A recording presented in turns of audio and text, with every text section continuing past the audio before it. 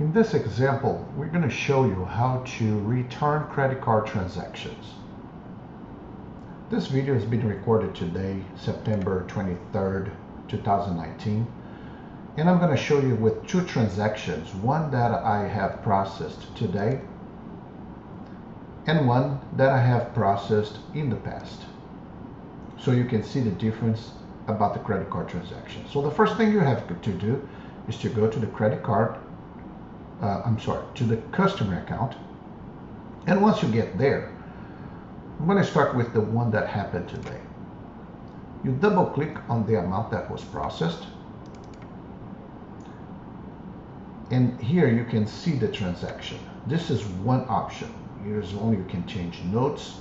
I'm going to close this one because this is usually where people go, but actually what I want you to do, that's the frequent mistake. They double click and think that they can return the transaction from here, and that's not possible.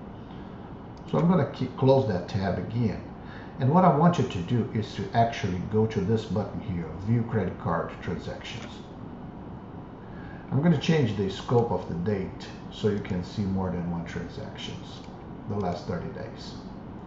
Like I said, I'm going to start with the one that I have processed today.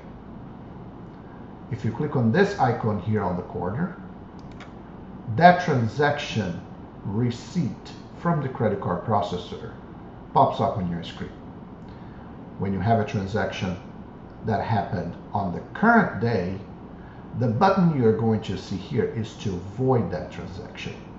In other words, this transaction has been authorized by the credit card processor, because here we have an approval code and a transaction ID, yet we have not exposed the batch which happens after midnight because it was processed today. And when this happening, I'm canceling something that happened today and it has not been yet transferred to the customer account, the only option available is to fully reverse what's being done. So the only option I have is to void the transaction. That's for examples in which the transaction happened. You want to return something that was processed on the current day. On the other hand, if you go for a transaction that was processed in the past, not today, from yesterday or any day in the past, you click on the transaction, and instead of the void, you're going to see the return button. When you void a transaction, you void 100%. But when you perform a return, you can change this amount and do a partial return. So you change it to any amount below the total amount and click on the return. Or if you want to return the total amount, you leave the total amount and click on the return. The difference is only that. If it is a transaction that happened on the same day, you're going to see a void button, and the only option is to void the entire transaction.